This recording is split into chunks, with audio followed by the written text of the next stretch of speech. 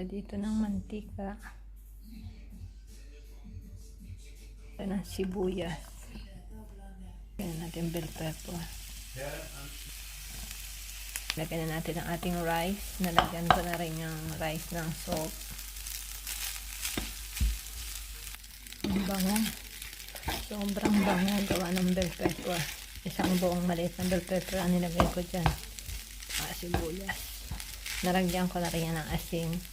Nalagyan tayo ng isang itlog. Asin.